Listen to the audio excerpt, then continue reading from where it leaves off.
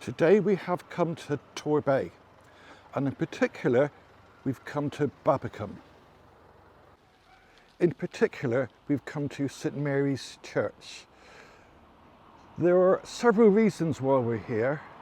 We're getting close now to commemoration time, remembrance time, which is in the next few days.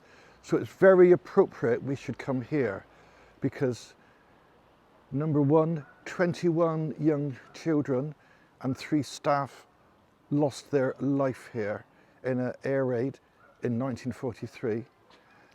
Another reason, a very important reason, is there's a fantastic display here ready for next weekend of people who've knitted poppies upon poppies upon poppies. There's also a third reason, which is we'll look at it at the end. Poppies, poppies, poppies everywhere.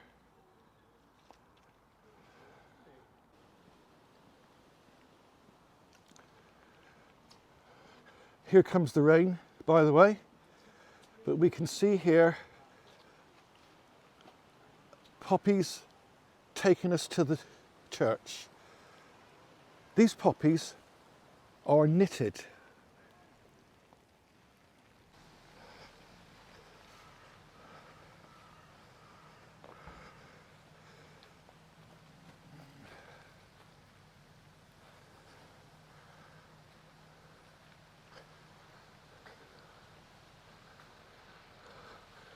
What work went into this?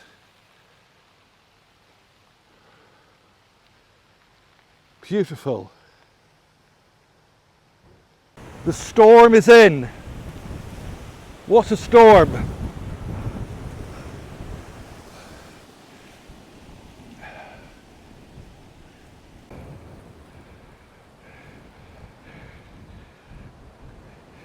Here we have a ring of white poppies.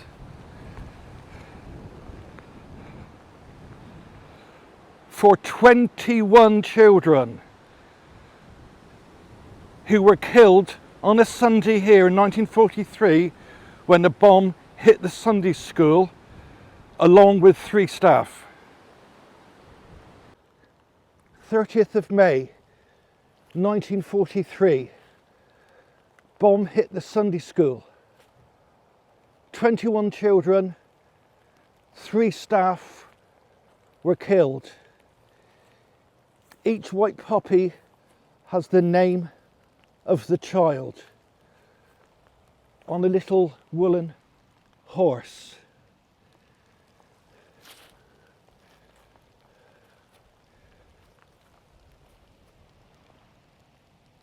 What a reminder of these young lives lost.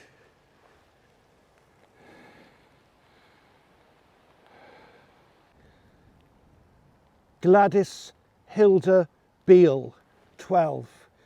Phoebe Louisa Cook, 12. Margaret Cook, 11. Irene Davies, 9. Joyce Sylvia Gifford, 11. Eileen Florence Hare, 10. Joan Margaret Loveday, 13. Kathleen MacDonald, 11. Gerald Babbage, 9. Harold Peter Barber, 9. Aubrey Harold Brown, Edward Charles William Burr, Sylvia Mary Daniel, Kenneth Norman Hellier, 12. Donald Thomas John Hext, 10. George Horace Lavers, 13. Mary Lillian Perrott, 12. Harold Frank Michael Perrott, 12.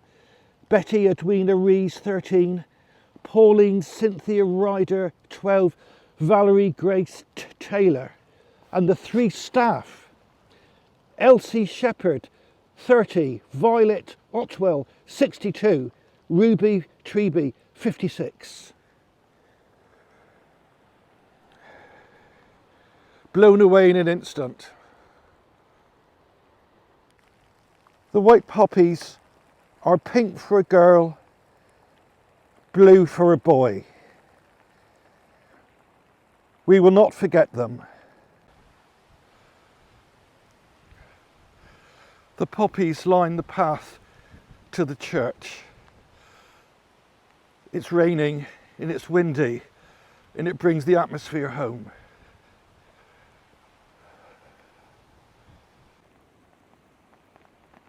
Poppy in the wind. Just like on Flanders Field.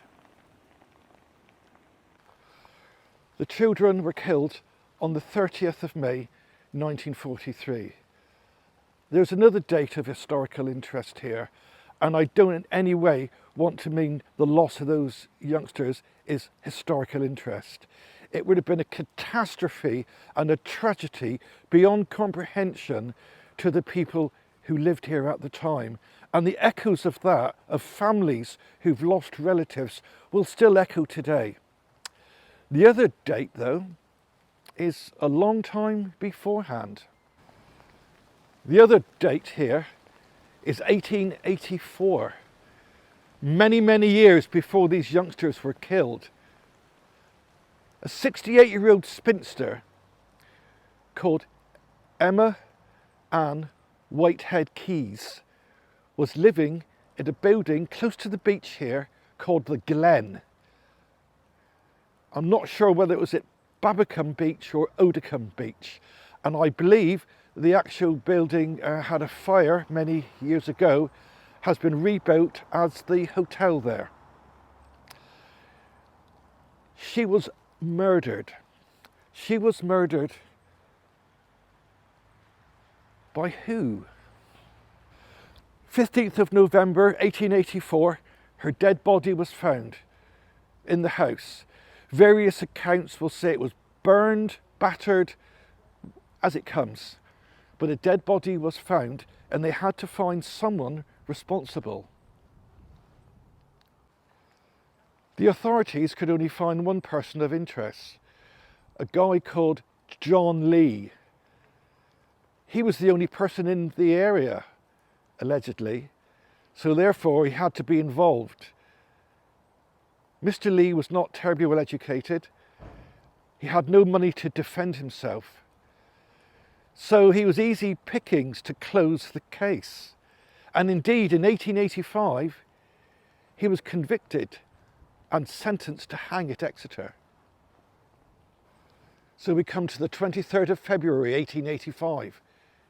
John Lee is convicted, sentenced to hang by the neck until he is dead. The day comes of the execution. He's taken to be executed. The rope is put around his neck, the lever is pulled, nothing happens. He's removed. Everything's checked. Does the trap door work? Does the rope right? Is everything right? Are there any rusty hinges or anything? It's all fixed and repaired. The lever is pulled again. It still does not work. He's taken away for a while. Workmen are there trying to fix it, oiling it, presumably hammering it, cutting off bits of wood. And for the third time, John Lee stands on the trapdoor.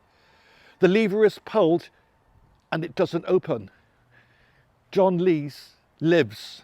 By this stage, the medical practitioner who was there had enough and he refused to go any further. The whole thing was executed. He was taken back to Exeter and the sentence was commuted to life imprisonment. But about 20 years later he was released and became quite famous under the name John Babbacombe Lee, the man they could not hang. Today this is recorded in various programmes on TV and elsewhere, but most of all maybe by the folk rock band Fairport Convention, who in the late 1960s wrote the classic album John Babbacombe Lee. This is a really interesting story and maybe you should do your own research and find all the ins and outs on this.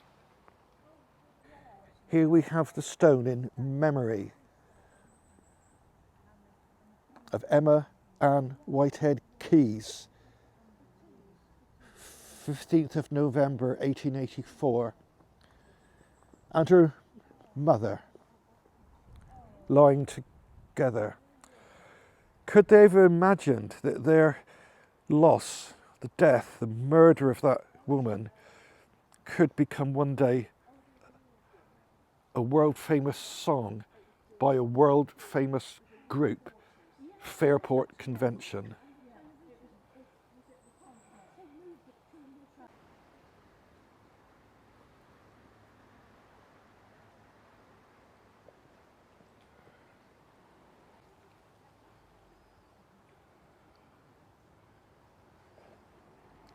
Could it be a relative?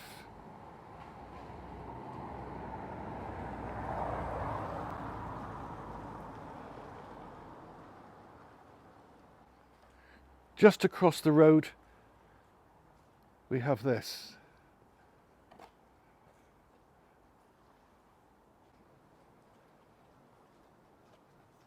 Army, Navy, Air Force,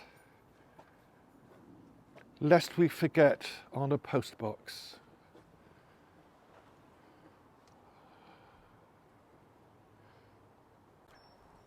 Remembering the children in the sun after the storm. Let's say goodbye to St. Mary Church and remember all those of all sides, friend or foe, young or old, who fell in all wars, past and present. And here we have, in a cemetery close by, the war memorial to those 21 young lives who were blown away on May the 30th, 1943. Never forgotten.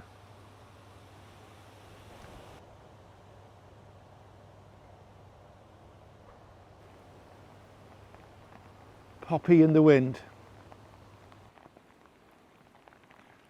Just like on Flanders Field.